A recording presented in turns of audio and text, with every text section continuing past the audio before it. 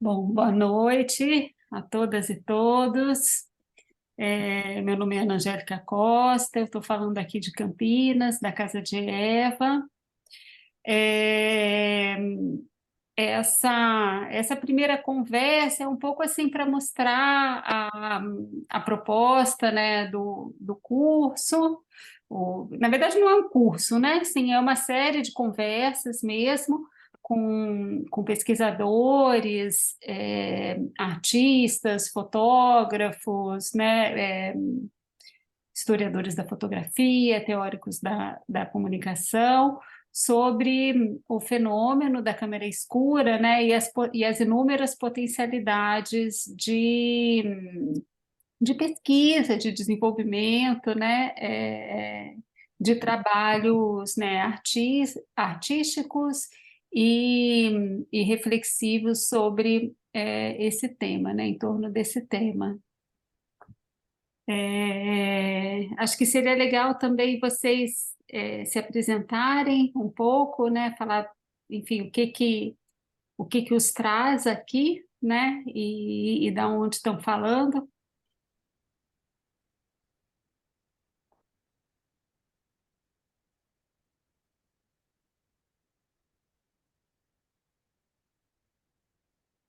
Podem ir. Bom, posso começar? Tá dando para ouvir?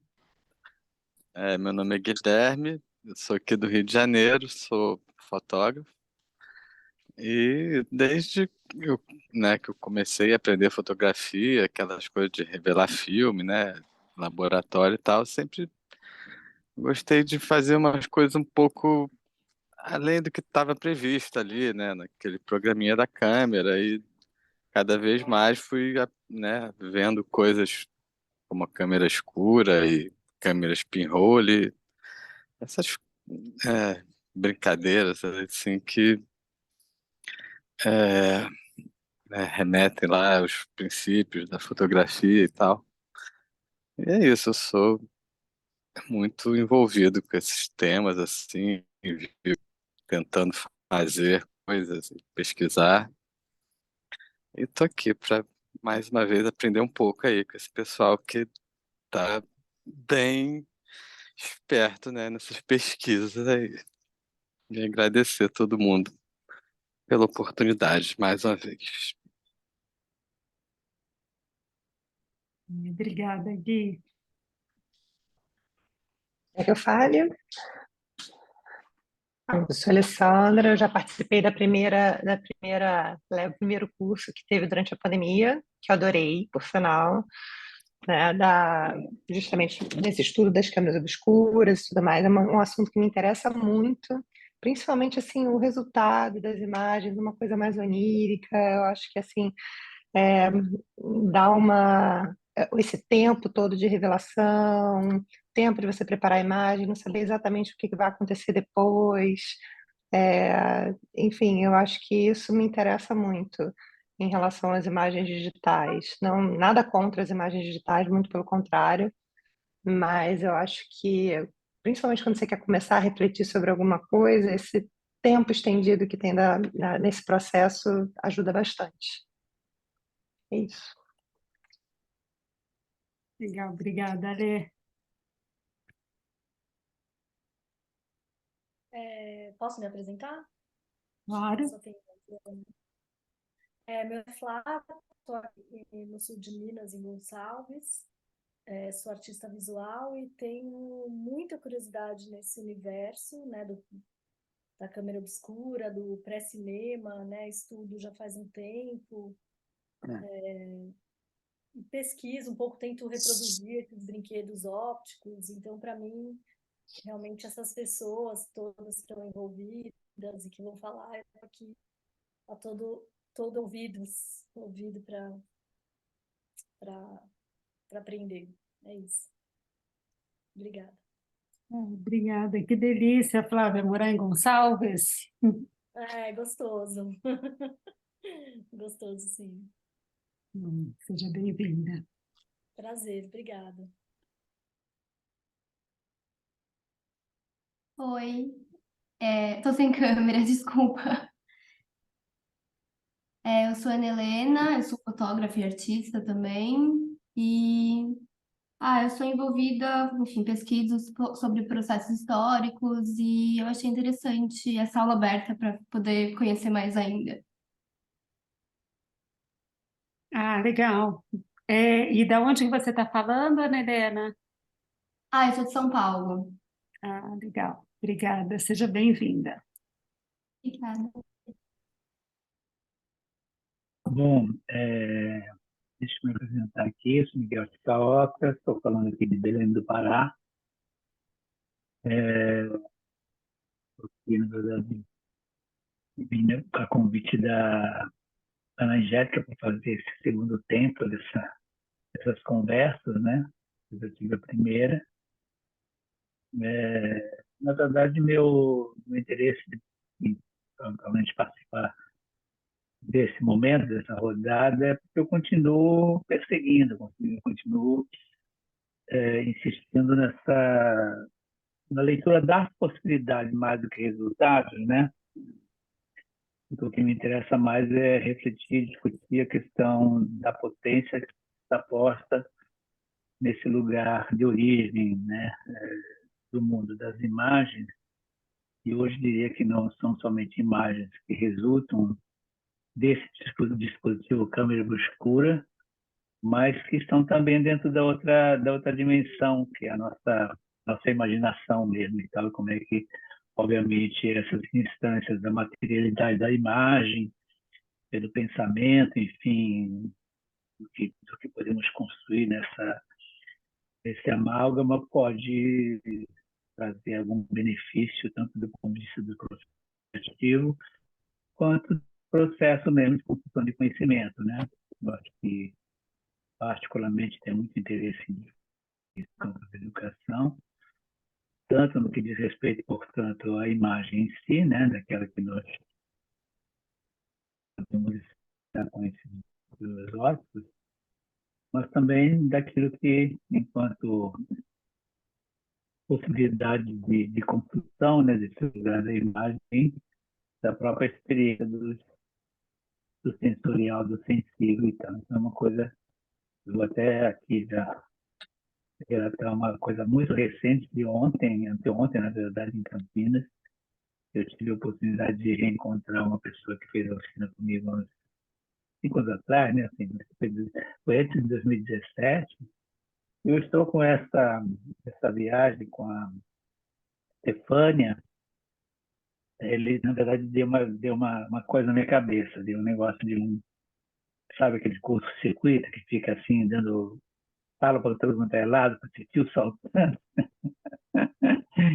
E é curioso porque eu voltei pensando nesse lugar, né? De como é que as coisas se dão. Bom, enfim, eu não vou falar muito para não dar spoiler, mas queria compartilhar com vocês um pouco essas inquietações, essas experiências. Então é isso. Vai ser não sei se todo o tempo, né? Eu vim aqui até para nesse primeiro encontro aqui dessa conversa para poder começar a me situar em relação ao público, porque eu quero também saber quem está se interessando pela oficina, pelo curso, por essas conversas e como é que eu posso também beber e contribuir com alguma coisa nessa mesa. É isso. Obrigada, Miguel. Ju Fontes, né? A gente já se apresentou aqui. Queria ver se você quer se apresentar também. Falar de onde você está falando, um pouquinho do seu interesse aqui no assunto.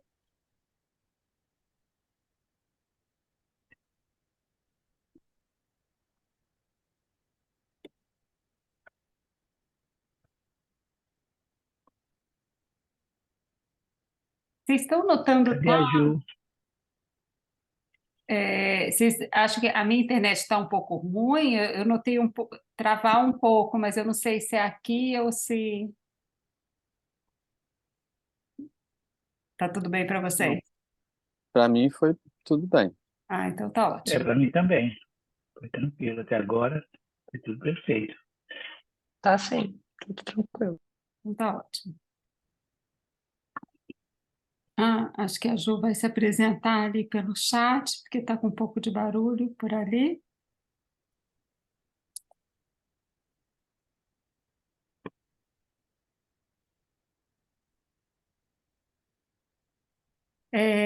Né, queria falar que depois, né, essa conversa, né, fica gravada, eu vou subir ela no YouTube para que outras pessoas que eventualmente se interessem, né, possam assistir a conversa para conhecer um pouco mais a proposta.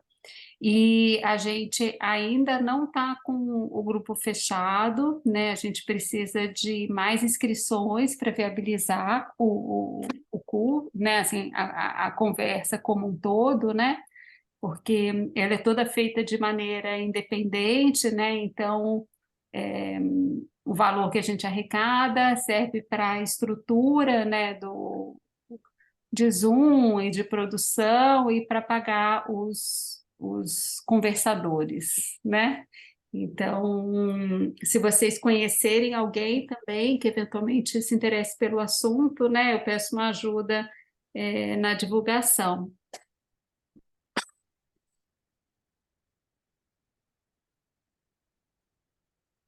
Ó, a Ju está falando aqui que é arquiteta, mora em Aracaju, e vem para saber um pouco mais sobre o curso e a proposta, né? E tem participado há um tempo já de cursos, né? De tudo que é possível à distância, né? É realmente assim, a pandemia e né? Essa possibilidade de fazer conversas e cursos pelo Zoom amplia muito, né? Para quem não mora nos grandes centros, né? Ainda não se considera fotógrafa profissional, mas ama a fotografia, é uma amadora, né? Assim, que é maravilhoso. Bom, eu vou começar então falando um pouquinho assim do que eu pensei enquanto estrutura, né? Talvez para a Lê e para o Gui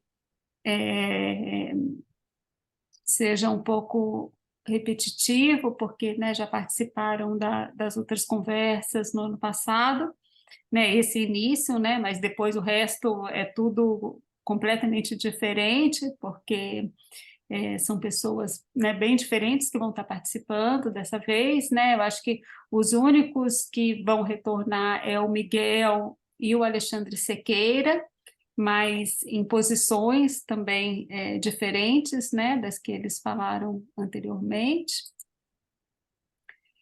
Então, vou fazer aqui uma pequena apresentação.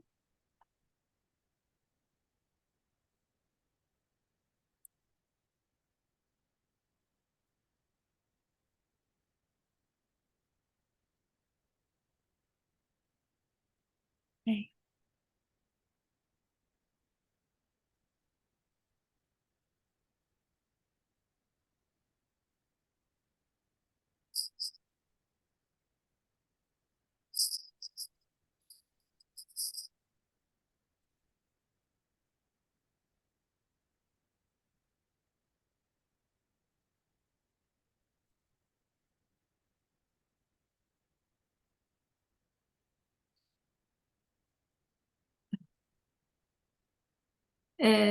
bom, eu venho pesquisando, né, esse tema já há muitos anos.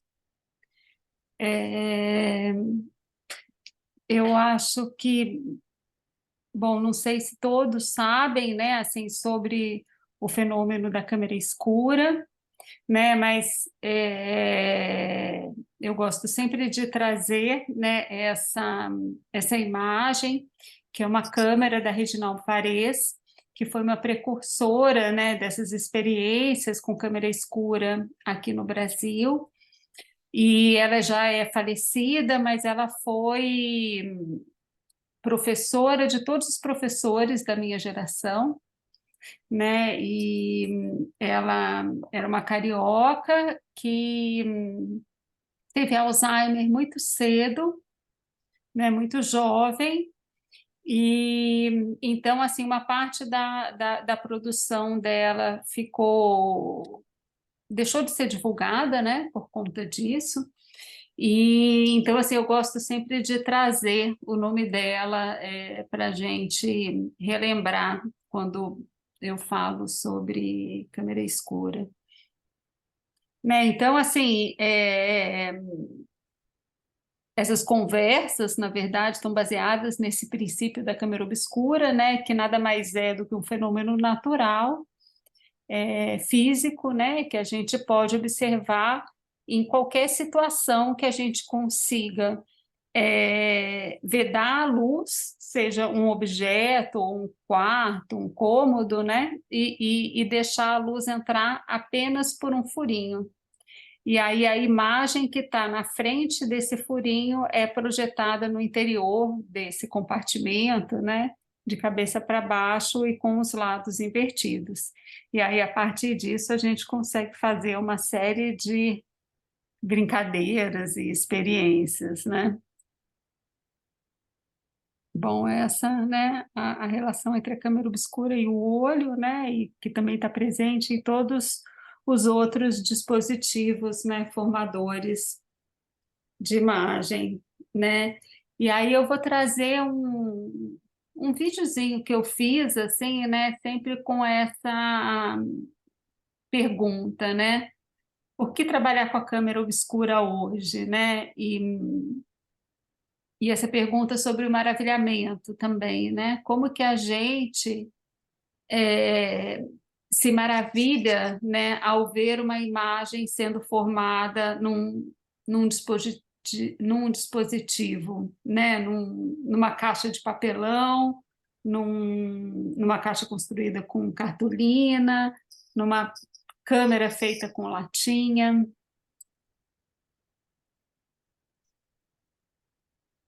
Vamos ver se vai. Me fala se vocês. Eu acho que está sem som, né? Ah, não, está com som. Estão ouvindo? Sim. Não? Tô ouvindo. Tá vendo? Calvino escreveu em A Luz nos Olhos. Pitágoras e Euclides acreditavam que o olho emitisse um feixe de raios que se chocava com os objetos. Assim como o cego avança estendendo seu bastão, do mesmo modo o olho que vê dá-se conta da realidade, tocando-a com seus raios, que depois retornam ao interior do olho e o informam. Demócrito acreditava que imagens imateriais se destacavam das coisas e entravam na pupila. Para Platão, havia raios que partiam do olho e raios que partiam do sol.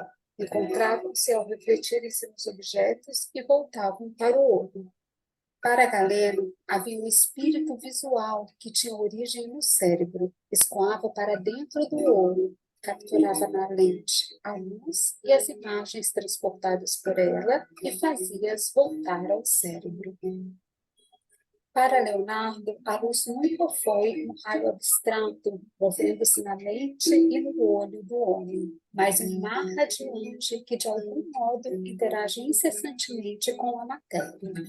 E a matéria, os objetos, os homens, os lugares, não são representáveis mediante as linhas contínuas e exatas de seus contornos, mas apenas evocados pela evanescência contínua das superfícies. Desde a Antiguidade e a Idade Média, as metáforas que servem de modelo para o funcionamento do olho mudaram várias vezes. O bastão, a flecha, a lente, a pirâmide. Depois, na época de Leonardo, a câmera escura.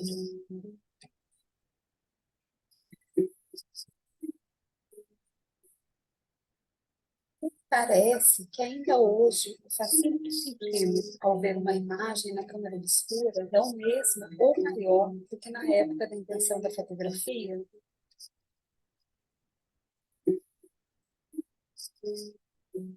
O que nos impressiona mais que um quarto escuro seja capaz de formar uma imagem do que um pequeno aparelho celular.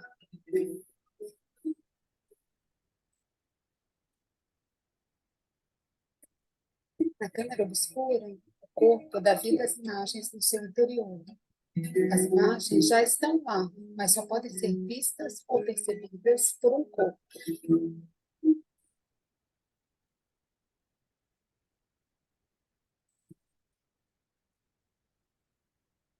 O corpo ocupa um lugar especial, tanto nas câmeras obscuras gigantes, quanto nas câmeras de vestir. Nas câmeras de vestir, há um ato performativo para experimentar a imagem. O corpo se move, se contorce para vivenciar os diferentes ângulos e se torna imagem também. Operador de uma dança peculiar feita por seres de capacetes pontiagudos e trapezoidais.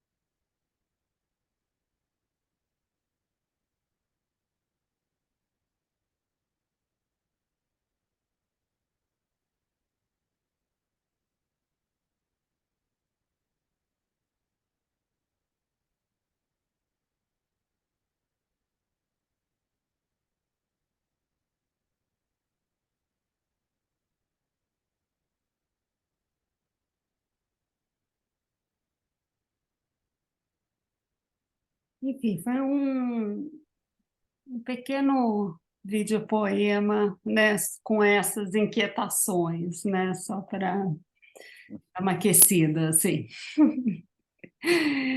Bom, né, então, assim, eu venho pesquisando isso há muitos anos, né, e aí, lá pelas tantas, eu comecei a ver que eu fui tentar sistematizar um pouco, assim, né, essas pesquisas em alguns eixos, né, e aí eu identifiquei principalmente esses 4 eixos, né, assim, claro que tem muitos artistas que misturam, né, esses eixos todos tão entrelaçados, né, mas assim, só para gente conseguir, né, organizar um pouco até essas conversas mesmo, né, em torno de alguns temas principais, né, que é o primeiro, né, é a câmera, né, que são essas experiências com a própria câmera obscura, né, com esse dispositivo.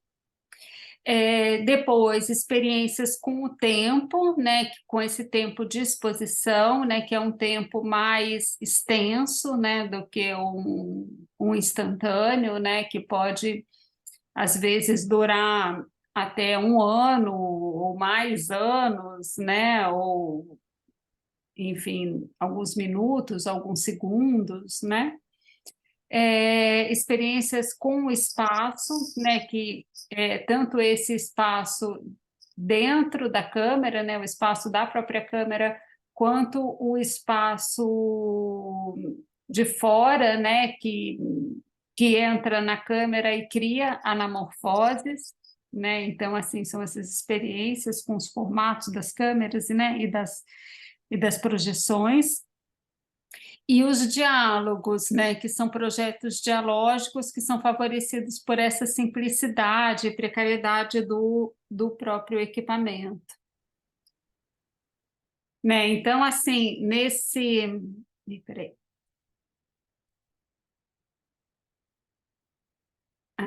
Então, aí, né, nesse módulo, né, digamos, da Câmara, a gente vai ter a participação do Miguel Shikaoka, que está aqui com a gente, né, do Roger Sasaki, da Fabiana Bruno, que é uma pesquisadora, uma antropóloga, e da Rosa Bonschaft. Então, assim, sempre vão ter assim muitos artistas, né, e pesquisadores na prática, mas eu gosto também sempre de chamar alguém que tenha uma visão mais panorâmica, né? Então, assim, no caso aqui é a Fabiana Bruno, né, que trabalha com antropologia visual e curadoria também, e ela tem uma editora, ela que é a Foto Editorial. Aí aqui o tempo, né, sobre o tempo, né, que começa com o Antônio Fatorelli, que é um teórico da comunicação, e vai trazer também os trabalhos da Neide Jalagéias, que é de São Paulo, e tem um trabalho muito bonito com autorretratos, que eu fui conhecer só quando eu vim aqui para Campinas, e a Paula Almozara, que é também daqui de Campinas e dá aula nas artes visuais da PUC daqui, e trabalha muito com a questão da precariedade também. Aí depois o espaço, né? Tem a Nádia Peregrino, que é uma historiadora da fotografia, e aí vão apresentar, né, José Diniz, que é um artista carioca, né? A Nádia também mora no Rio, e Naê Coutinho, que é uma artista, arte educadora, que mora aqui em São Paulo, e o Paulo Angerami, que é também de São Paulo, mas, se eu não me engano, ele está em Juiz de Fora. E é, tem uma pesquisa também bem interessante com essas deformações, né, da imagem. E aí, nessa sessão dos diálogos, né, vai abrir o Alexandre Sequeira, né, agora, né, primeiro ele veio, né, nessa mesma sessão, mas como artista, né, agora ele vem um pouco como curador. O Bruno Alencastro, que fez um trabalho muito interessante durante a pandemia, em que ele ensinou as pessoas a transformar quartos em câmera escura e houve um intenso compartilhamento, né, de imagens, principalmente pelo Instagram. E acabei de convidar a Irene Almeida, que espero que tope, né, e traria uma contribuição a partir também da trajetória, né, da fotoativa, né, além da trajetória dela própria, né? E aí a ideia é também fazer depois um fechamento com uma mostra de trabalhos de quem participou, né? Daqui para a gente compartilhar e um conhecer o trabalho do outro, né? Assim, a gente geralmente também cria um grupo de WhatsApp onde essas trocas também podem ocorrer, né? E continuar acontecendo depois também das conversas terminarem, né? Então, assim, só como alguns exemplos também de trabalhos e pesquisas, né? Eu trago aqui esse que era de um coletivo lá de Porto Alegre, eu acho que o nome era Lata Mágica, eu não anotei aqui, mas assim, o Tiago Rivaldo, né, que é um artista que hoje já morou no Rio, né, hoje mora em São Paulo, fazia parte, e é uma obra que eu gosto muito de mostrar, né, porque esse é o lado de dentro de um outdoor, né? Então, é um container que está instalado num lugar onde normalmente tem um outdoor, e as pessoas vão até lá para... né, é um container transformado numa câmera escura, né, em que as pessoas colocam a cabeça, né, dentro do container para ver o que está do outro lado, né, de cabeça para lá, baixo e com os lados invertidos, né? E aí traz enfim, uma série de questões, né, que o outdoor normalmente é visto muito de longe, né? Você precisa chegar perto, né? Olhar o que tem, né? Assim como o que tem do lado de dentro de um outdoor, né? O que tem do lado de dentro, peraí, de uma câmera, né? Que é um pouco dessa investigação nossa, né? Da câmera escura.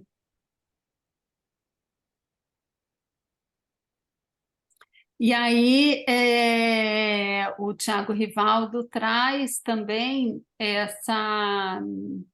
tem também essa obra que chama Câmara Clara, Rio Negro, em que ele transforma um quarto de um barco-hotel numa câmara escura, né? E aí ele faz um stop motion, acho que esse é o nome, né? Em que é feito por vários frames de várias fotografias, né, animadas e transforma meio que num filminho. Isso tem no YouTube, depois eu posso mandar para vocês o link. Né, a Paula Trope, que é uma artista carioca, né, teve, né, o Tiago Rivaldo também esteve nas conversas no ano passado, né, a Paula Trope também, e aí ela faz uma série de câmeras mais assim nesse formato mais arredondado, em que as pessoas entram, né, em diferentes paisagens do Rio de Janeiro, né? Então essa é uma câmera bobina que foi instalada ali nos Jardins do Man. E aí aqui a imagem de dentro da câmera bobina, né? Ela dá esses lençóis, né, para as pessoas fazerem as fotos. E aí ela faz também uma brincadeira com os furinhos, né, que fazem a imagem, né? Então ela tem diferentes aberturas, né? Tipo assim, tem aberturas maiores, com lente, sem lente, né? Para a gente justamente experimentar essas diferenças ali dentro da câmera escura. Né, que é uma câmera, enfim, é uma câmera escura, mas é uma câmera clara por dentro, né, para propiciar essa formação da imagem, né, em todas as paredes, né. Aqui o Dirceu Maués, né, que fez essa instalação Tambores de Luz Estação no Festival Hércules Florence de 2017, aqui em Campinas. E ele fez duas estruturas, né, assim, meio piramidais, né, um triângulo com esses tonéis de 200 litros e todos transformados em câmera escura, né? Então, assim, são imagens que se repetem, mas ao mesmo tempo são levemente diferentes, né, uma da outra, porque estão em pontos de vista diferentes. Né? E aqui o outro lado, né? É, tudo feito, né, de uma maneira assim muito simples, né? O tonel, papel manteiga, as lupas e, só esse cuidado, né, de colocar na distância focal correta o papel manteiga. E aí essa obra, Loading, também, do Miguel, depois ele até, não sei se quer falar um pouquinho, Miguel, sobre ela. É, não, é uma câmera que se apropria do próprio objeto, que é uma fruta, né, que é a cuia. A cuia, assim, em determinados lugares tem cabaço, mas são plantas distintas, né, e que a intenção aí inicialmente era buscar uma forma de câmera obscura que replicasse a nossa condição olho, porque volta e meia você lê aí na literatura de técnica da fotografia que a câmera é um olho. E efetivamente o olho nosso, né, funciona com base nesse princípio do qual a gente tem a experiência externa. Todas essas visualizações permitidas são possibilidades que, enfim, sai um pouco daquilo, sai bastante, né, daquilo que nós experimentamos enquanto visão de mundo, porque é um dispositivo comum, né, a todos nós. O olho, sim, claro, existem diferenças, mas é o mesmo princípio, e nós nos reconhecemos uns aos outros, quando diz aquilo que nós estamos vendo, pelo menos na sua condição primária e tal, né? Porque a questão da interpretação é outra, mas a ideia foi essa, na verdade. Mas tem também um diálogo aí no caso, e por isso que eu chamei de loading, porque eu fiz a reflexão de que o nosso olho é um dispositivo de carregamento, né? Carregamento no sentido mais das novas tecnologias, não tão novas assim, é onde a imagem nunca acaba de carregar, né? Porque o que carrega mesmo é o cérebro lá no o que seria o nosso memória. O olho é na retina, a imagem está sempre sendo carregada.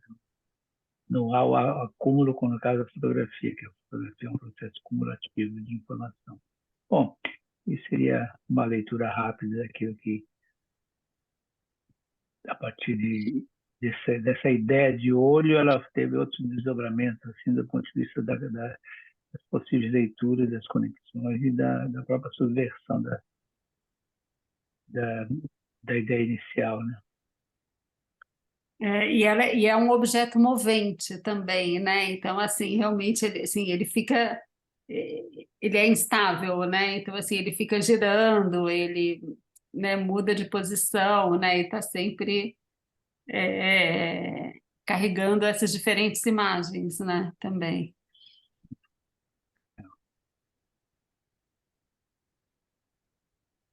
E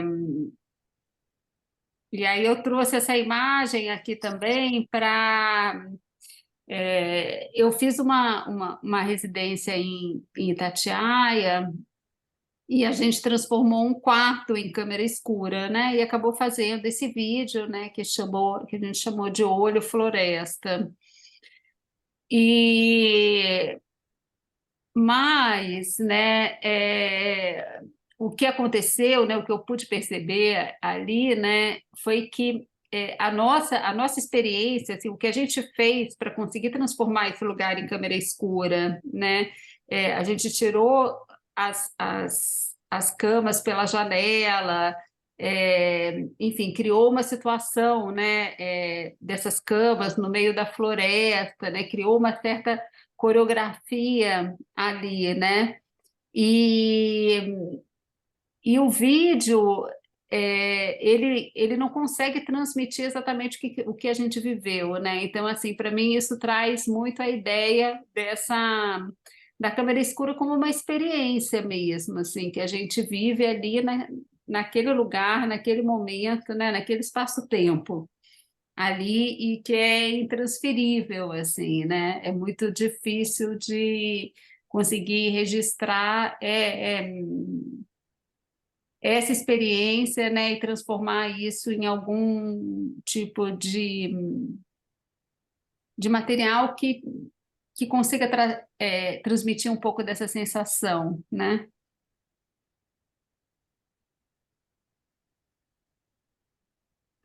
E aí essa também foi uma outra experiência que eu fiz aqui na casa de Eva, que se chamava As Mariposas e a Luz,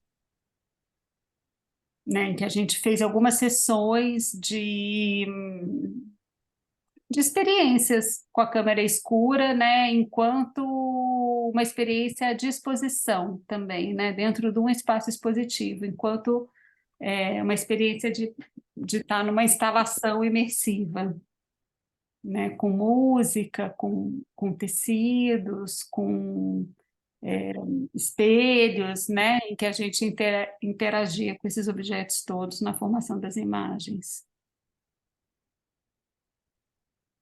Bom, e aí passamos para os experimentos com o tempo.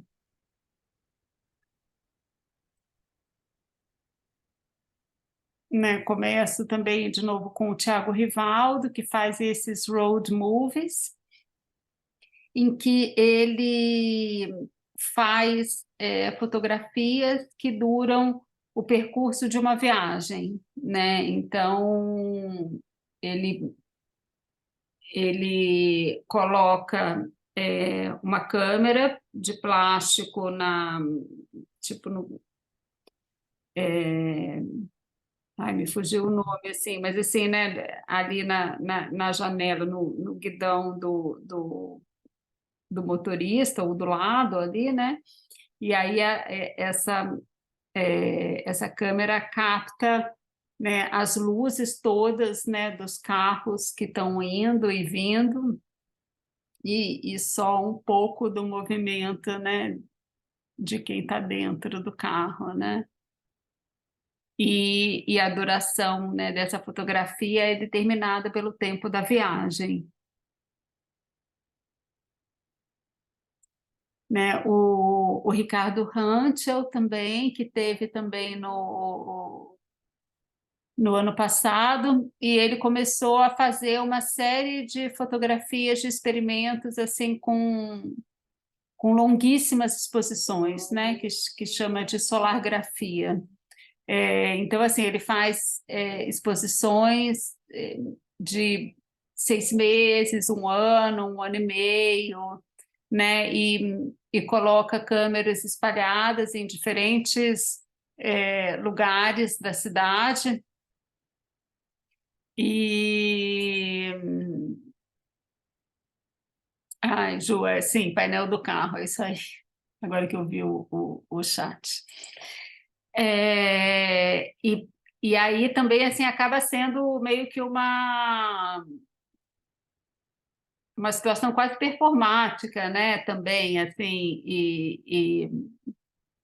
porque ele, né, coloca, enfim, precisa, né, de escadas para colocar, dispor as câmeras, né, em postes, né, num lugar alto onde ninguém vai pegar, né, vai retirar essa câmera. Essa câmera também está sujeita a tanto a ação do tempo, chuvas, né, ao vandalismo também.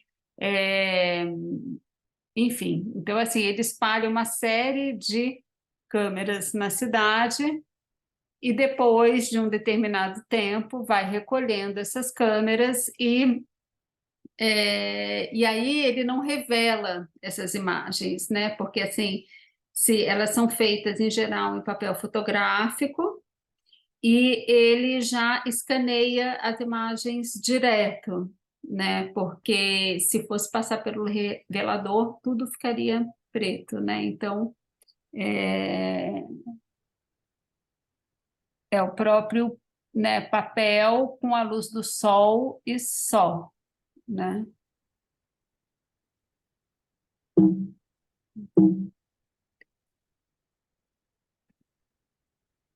E aí Seria,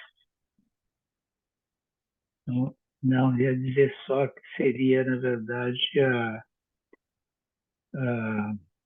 uma superexposição que acaba sendo registrada, quer dizer, não precisa passar pelo revelador, que a emulsão reage a essa exposição muito longa, né? Então, sim. e aí, enfim, se tem que escanear, ele tem que escanear, mas se escaneia rápido, se você deixar muito tempo aí, ele vai desaparecendo também, né? Naturalmente. Sim. Uma super exposição. E também é uma imagem efêmera, né? Depois que ela sai da câmera, ela vai se transformar e vai se perder, né? Porque à medida que ela vai recebendo algum tipo de luz, né? É, né? Por isso ele, né, escaneia rapidamente, né? Mas a própria luz do scanner também já mata um pouco a imagem, né? E tem uma beleza nisso também, né? Bom, aí aqui, né, o Dirceu Maués, né, que traz esse vídeo, né, feito Poeira ao Vento, que é também uma animação de várias fotografias, né, acho que foi 991 fotografias feitas lá no Mercado Ver o Peso de Belém, né, o Dirceu é um artista paraense, e que vive em Belo Horizonte agora, mas já fez muitos trabalhos no Pará. E e ele faz um giro de 360 graus, né, com essas fotografias, né? Ele fotografa com uma câmera Pinlux, que é uma câmerazinha feita com caixinha de fósforo, que fotografa com filme, né? Com filme fotográfico colorido. E aí ele vai fazendo as fotos, né? E girando a câmera para conseguir fazer essa visão de 360 graus. Eu acho que foi ao longo de umas 4 horas, assim, né? Você sabe, Miguel, mais certo, assim, isso? Eu acho que não foram exatamente 4 horas, mas assim, porque era um disco, na verdade, assim, todo como se fosse um relógio cheio de ritmo, assim, ele ia rodando e a câmera ia acompanhando esse giro em cima dessa plataforma. Agora, eu não sei se foram 4 horas. Eu acho que foi um tempo longo, de qualquer maneira, porque foram muitas câmeras que ele utilizou, né, para fazer essa sequência toda. É um time-lapse, na verdade, né? Seria o termo mais conhecido para esse processo de juntar fotos, né, imagem estática e acelerar de tal forma que tenha uma continuidade, como se fosse um tempo corrido, né, sem cortes. Sim. E toda a superação, ele era ele é muito dado a essas coisas de articular aí um funcionamento que se estende, né, para além da imagem única. Mas sempre são sequências. Ou, de repente, de fazer com que essa varredura da imagem ela produza, ao longo de um filme, uma única imagem, que seria a soma do tempo que o filme foi rodando e a câmera, portanto, vendo uma mesma cena em sequência. Bom, talvez ele chama-se Horizonte. Vai só procurar pelo nome dele e colocar a palavra horizonte e vai aparecer esses trabalhos dele. Ah, sim. Ah, ó, e essa é a câmerazinha. Essa foi a câmera que ele utilizou para fazer. Ele fez muitas câmeras dessas para dar 900 fotos, cada câmera, cada filme que contava com 30 fotos, mais ou menos, né? Então foram mais de 30 câmeras dessas. Sim. Ele tinha um encaixe, acho que nesse disco, para que a câmera sendo substituída obedecesse uma posição certa para poder ir girando o disco como se fosse uma única câmera.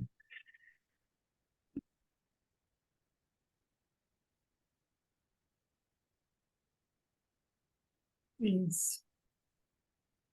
E aí, agora passando, né, para essa questão do espaço, né, do dentro e fora, essas experiências com os formatos das câmeras, né, e infinitas possibilidades de construção, né, quando a gente constrói o nosso aparelho, né.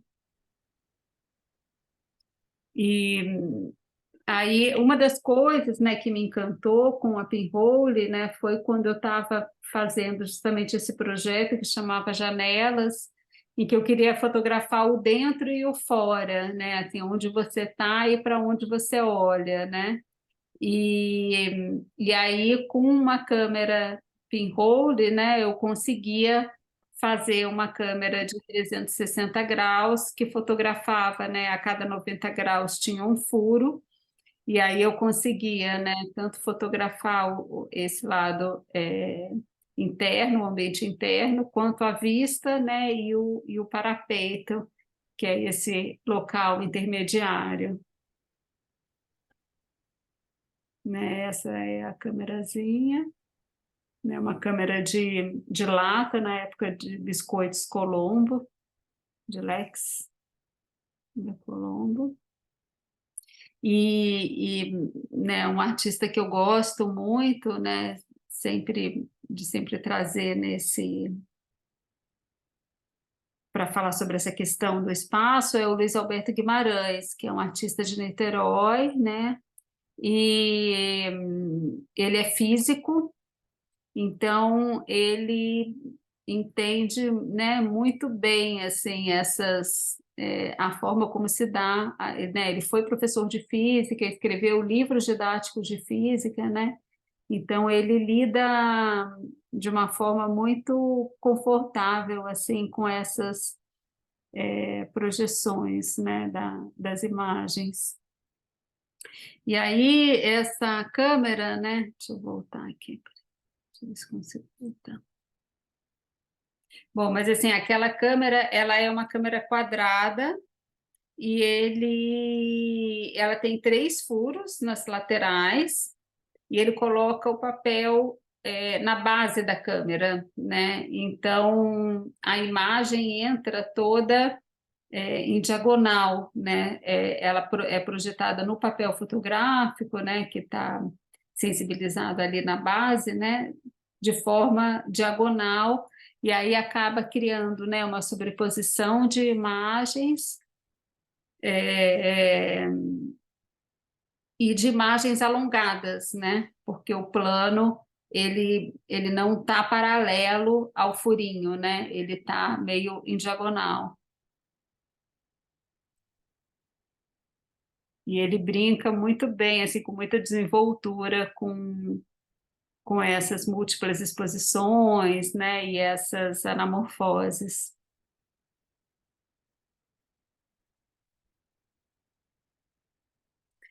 E a Mônica Mansur, que é também outra artista carioca, que teve aqui também no ciclo de conversas, ela faz, né, muitas imagens com esses panoramas, né?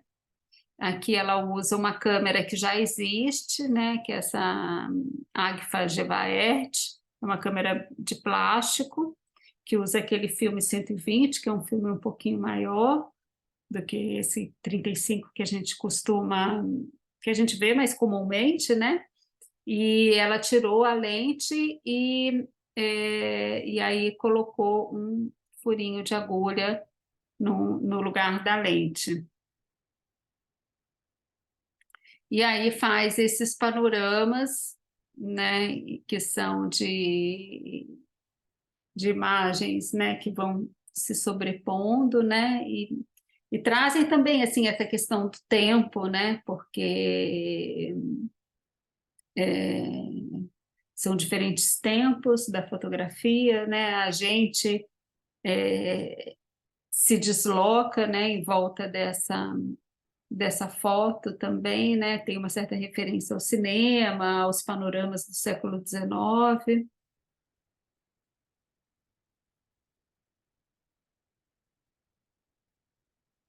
Né? Aqui outros panoramas também. E depois também ela fez essas paisagens a metro, que seguem também uma proposta, a mesma proposta, né? Mas aí com uma montagem de uma forma um pouco diferente, que ela usa esses carretéis antigos, né, de costura, né, e aqui eu trago também uma imagem que tem muito a ver com o tempo também, né, apesar de estar nesse bloco do espaço, né, que é uma imagem que eu faço em diálogo com a Mariana Vilela, que é uma artista daqui, que morou aqui em Campinas há alguns anos, trabalha muito com performance, e eu fazia, né, essas fotografias pinhole em que eu vou girando o filme, né, então assim, o filme é inteiro uma só imagem, né? Como se assim fosse uma só fotografia que não termina nunca, né? né? Essa é uma câmera, né? E é uma câmera que ela é manufaturada, assim, né? Eu comprei ela pronta, né? Então, assim, a gente tanto é, pode fazer a nossa própria câmera, pode comprar uma câmera, né, já pronta, mas mesmo essa que já é pronta, né, eu uso de uma maneira que, é, de uma certa forma, subverta um pouco também a forma de fazer, porque eu giro metade do filme. Ela é uma panorâmica, mas eu giro só metade do filme para poder ter essa sobreposição e transformar tudo numa imagem contínua, né? E eu chamo de paisagens verticais.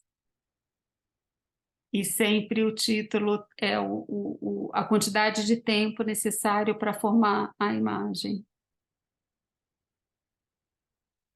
Aí aqui, né, alguns ah, passando assim para esse último eixo, né, dos diálogos, né, de projetos dialógicos que são favorecidos pela simplicidade, né, e pela precariedade do equipamento, né? E aí trago a Paula Trope com essa série Os Meninos, né, em que ela fotografava, assim, começou fotografando meninos de rua em Ipanema, e aí sempre fazendo dípticos ou trípticos, em que uma das fotos era o retrato que ela fazia dos meninos, né, e a outra foto e as outras fotos eram as imagens que os meninos faziam de algo que fosse importante para eles, né? Então, assim, ela começa, né, lá perto da região do Jardim de Alá, no Rio, mas vai depois também para essa região do Morrinho, que é perto de Laranjeiras, e ela sempre expõe assim, né? Então, a imagem dos dois, né, e a imagem que eles fizeram, né, e aqui também o menino, né, e a imagem que ele fez. Tem um projeto também muito interessante que é o Cidade Invertida, né, que é coordenado pelo Ricardo Ranchel, né, que faz aquelas imagens de longa exposição e que é um projeto de educação, né, de compartilhamento de saberes e de experiências, né, que eles têm esse trailer e viajam para diferentes lugares com esse trailer, né? E esse trailer, ele é uma câmera escura, né? Dá para ver ali o furinho, né? Então ele serve tanto como câmera escura e também como laboratório. Eles estão na cidade de São Paulo. E aí, eu queria também mostrar esse vídeo da Tatiana Altberg, né, e o projeto que chama Mão na Lata, que é um vídeo que mistura muito literatura com câmeras artesanais, né, e feito por adolescentes. E isso um pouquinho.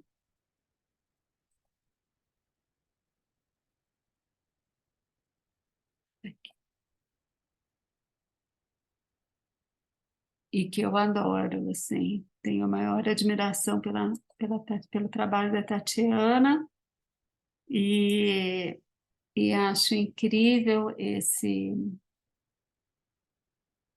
vídeo.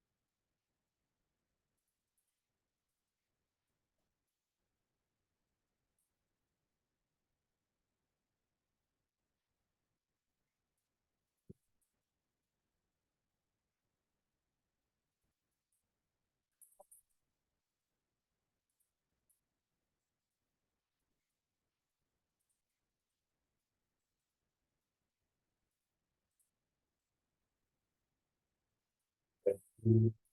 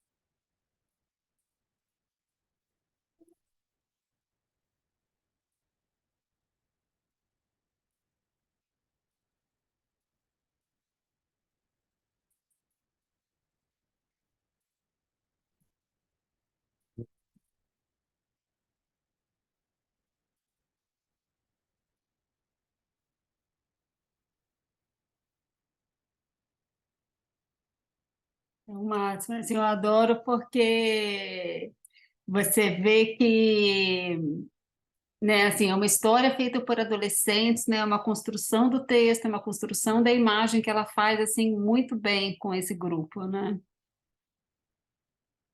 É maravilhoso. Agora, peraí, como é que eu O faço? trabalho da Tatiana é muito incrível. Peraí que eu perdi aqui a minha apresentação.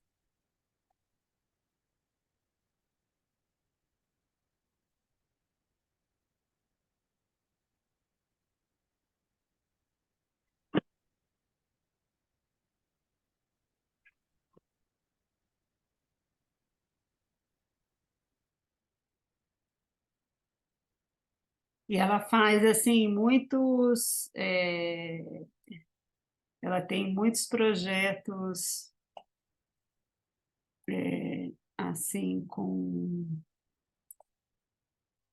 dialógicos, né, utilizando câmera escura e pinhole e outras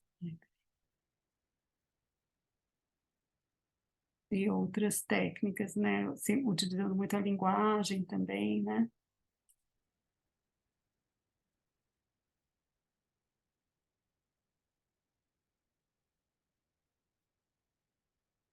É, Aí também tem o Alexandre Sequeira, né, que é outro paraense, né, é, nesse projeto que chama Meu Mundo Teu, em que ele propõe um diálogo, né, entre dois adolescentes, a Tayana e o Jefferson, e moradores, né, de diferentes regiões ali de Belém e da periferia, em que ele começa a dar algumas aulas, né, de fotografia para eles, e eles começam a se comunicar por cartas e imagens, né? E aí, nesse caso, né, tá a Tayana e o Jefferson aí, né? E um fazia uma foto, né, fez um autorretrato, aí mandava a câmera para o outro que fazia, né, a outra foto sobreposta, né? É uma câmerazinha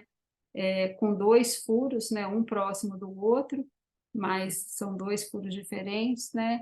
E aí o Alexandre foi criando, né, toda uma série de diálogos, né, de texto e imagem entre os dois que não se conheciam, né, e foram se conhecer só no momento da abertura da exposição, né, e o Alexandre faz, né, toda essa relação de uma forma muito sensível e amorosa, né, e inclusive parte da renda, né, da venda de fotografias desse projeto vai para eles, né, para ajudar nos estudos, compra de, enfim, de objetos, de violão, computador, e é um processo muito bonito. Aqui mais uma imagem, né, desse mesmo projeto.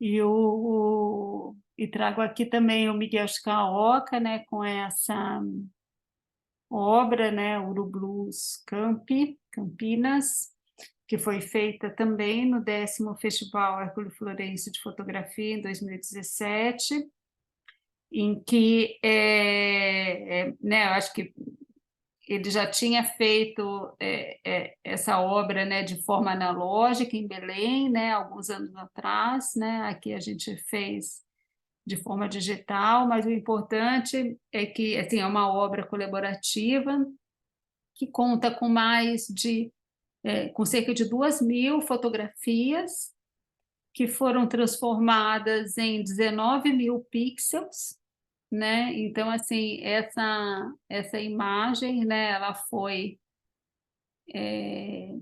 pixelizada e com a ajuda de um programa, e cada uma das imagens que a gente fez durante 10 dias, em que a gente transformou um vagão na Estação Cultura, né, que é uma antiga estação de trem, em câmera escura e em laboratório fotográfico. A gente ficou durante 10 dias produzindo imagens, e aí, ao final desses 10 dias, a gente escaneou todas as imagens e alimentou, né, esse programa para formar essa grande imagem, né, que é uma imagem que eu não sei como é uma grande imagem da Estação Cultura, né, desse local que tinha exposição. E o mais legal desse projeto também é que assim a gente aproveita absolutamente todas as imagens, né? Porque a gente precisa, né, dessas partes muito pretas, das partes muito brancas, das partes mais cinzas, enfim, né? Tudo é utilizado, né? E, e aqui é uma impressão em lona, né? Mas você já fez, né, Miguel? Tem foto sua colando as fotos uma por uma, né, num grande painel em Belém, não foi? A primeira versão foi totalmente manual, né? Porque a ideia era simples, na verdade, a ideia era simples, no sentido de que era uma imagem que foi reduzida na sua qualidade, né? Ficou para poder ter o mesmo número de pixels horizontal e vertical, que, considerando cada quadradinho desse de 4 centímetros, correspondesse a um painel que daria 5 metros de largura de base por 2,80 mais ou menos de altura. 5 metros daria 125 pixels, no caso, no horizontal, só para ter uma ideia. E aí cada zona, cada pixel de tonalidade, seria o pixel plano.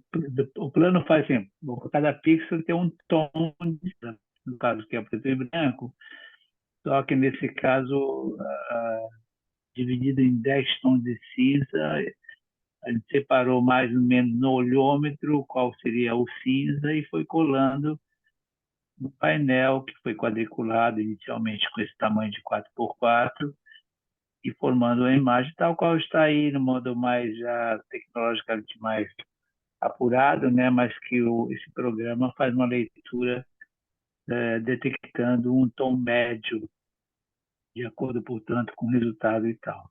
E era uma ideia de subverter essa coisa de que a imagem era uma imagem com base no modo digital, né, pixel, porém, dentro dela tinha uma imagem analógica, fazendo, portanto, isso.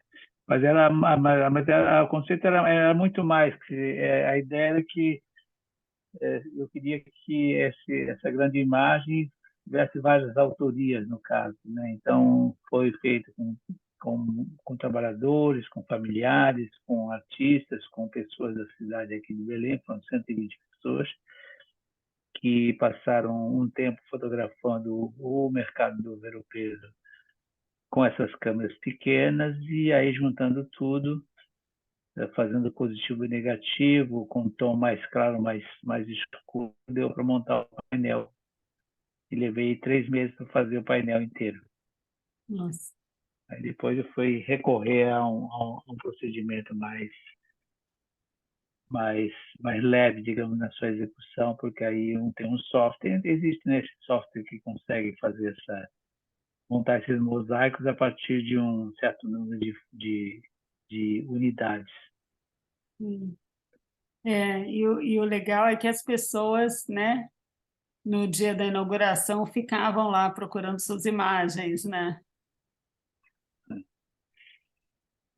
Então, agora, essa semana, estou tendo uma conversa aqui em Belém para restaurar essa foto manual, mas aí dá um upgrade desse, que o projeto mesmo, completo, prevê ter um dispositivo de consulta, na verdade, de poder acessar cada um desses pixels através de um programinha, né? É só alimentar o programa, de tal forma que, se eu quiser ver a imagem que está na linha, sei lá, 32, na coluna 44, eu coloco os 2 números e ele vai ampliar na tela exatamente aquele pixel, né? Em tamanho e tal. Essa era a ideia, de que tem lá são vários autores, né? Cada imagem é uma autoria, uma referência. Sim, maravilhoso.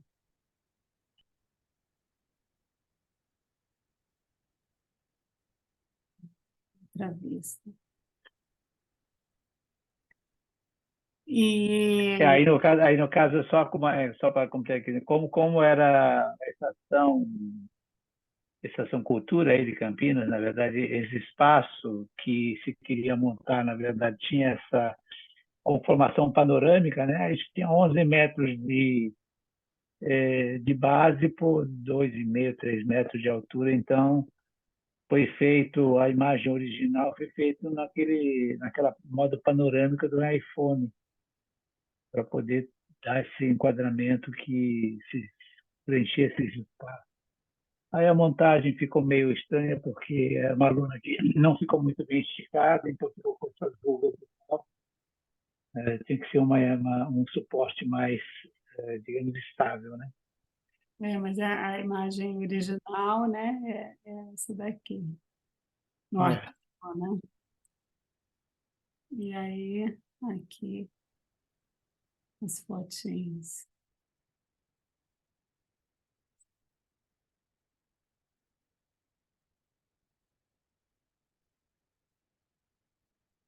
E aí, acho que já estou finalizando, né, com essas câmeras de vestir, que, que inicialmente eu comecei a usar como um objeto meio pedagógico, assim, de oficina, né? Mas que eu comecei a perceber que tinha um certo caráter performático também, né? Muito curioso ver várias pessoas vestindo, né, essas câmeras, e porque acabam fazendo uma espécie de uma dança assim com elas também, né? Ao observar para cima, para baixo.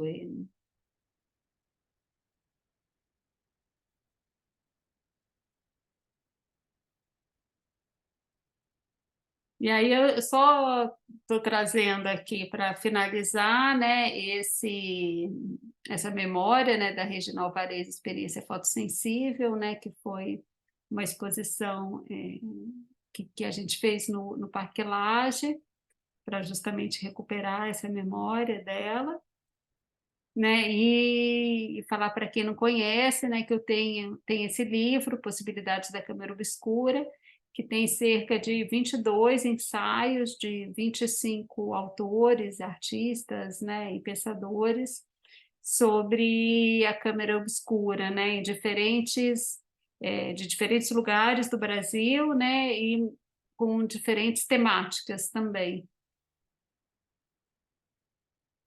E é isso. Obrigada. Obrigado você. E aí vai ser assim, né? Isso, enfim, né? Isso é um pouco um panorama, né? Mas assim, várias pessoas que vão participar dessa vez também não estiveram no livro, porque eu conheci depois, né? E não estão também nessa apresentação, né? E justamente assim, eu acho que essa que é a brincadeira, né? Assim, essas conversas são também tipo, são para mim e para todo mundo, né? Assim, que são tipo pessoas que eu tenho mais vontade de conhecer mais profundamente o trabalho que vem sendo desenvolvido, né? Então, aí eu falo, em vez de estar também assim, só eu falando com elas, né? Assim, vamos fazer essa conversa mais ampla, né, para todo mundo ter acesso a esse conhecimento, essas pesquisas, né? Então é um pouco essa proposta. Aí agora vocês falam o que quiserem, né? Enfim, sei lá, o que esperam,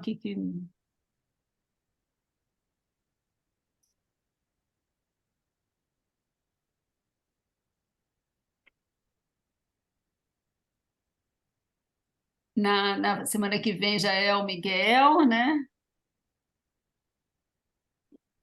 Já vamos. Vou abrir a fogueira. Caixa aí na primeira, enfim. Eu espero poder contribuir aí para umas coisas que eu vou traçar um pouco o histórico de como é que eu comecei, como é que as coisas foram se dando, até o dia atual, como eu falei lá no início, tem questões assim que vão surgindo e conectam. Essa ideia de uma leitura expandida, né? Não só do dispositivo câmera obscura, mas a nossa mente como uma grande câmera obscura, Uhum. com todas essas projeções anamórficas e tal, múltiplas expressões, sobreposições, né? Camadas e por aí vai. Outros tempos, né? Assim, um outro É, tempo e espaço, né? Também exato. que É se um perigo, né? Isso para mim. Essa viagem é uma viagem muito cheia de surpresas, apesar do simples, né? é simples, simples, mas não tão simples, né? Porque também assim é isso, é infinito, né? Então permite mil desdobramentos, né? Infinitos desdobramentos. E isso que é legal. Ego simples como princípio básico é sempre o mesmo, né? É que é onde ela se projeta, diga, se projeta na câmera obscura, como você bem mostrou aí nessa panorâmica, a imagem em si ela se conforma de acordo com o plano de projeção, fisicamente, e a própria questão temporal, né, dessas imagens, como é que elas podem ser, sobre que ela se complica assim, no sentido não técnico, mas eu acho que essa instiga, né, pensar nessas outras dimensões imagéticas. Sim, Ela desmonta muita coisa, né? E desmonta, ao mesmo tempo, traz aquilo que eu acho que, de uma maneira ou de outra, está no nosso subconsciente como uma amálgama das experiências sensoriais, talvez. sim. E traz essa magia, né? E essa coisa assim da gente imaginar outros mundos, né? Também. É. Esse exercício, né? De imaginar Uhum. outras imagens, de imaginar outros mundos, de sair do já dado, né? Sim. Mas acho que é isso.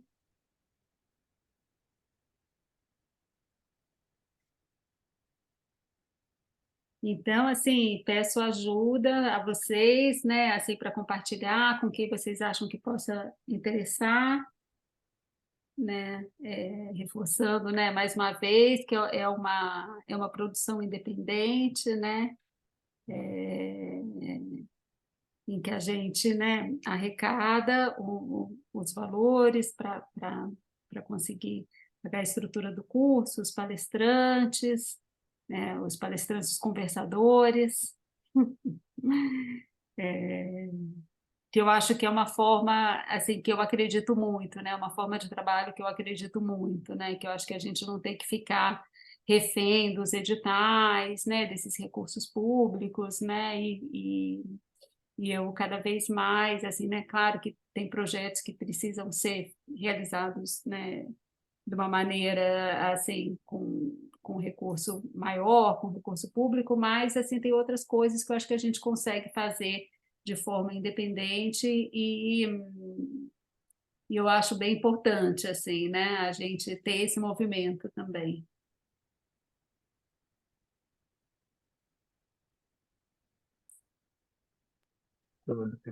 Estava mudo aqui. Eu também vou ter que sair. Foi ótimo reencontrar vocês, algumas pessoas aqui.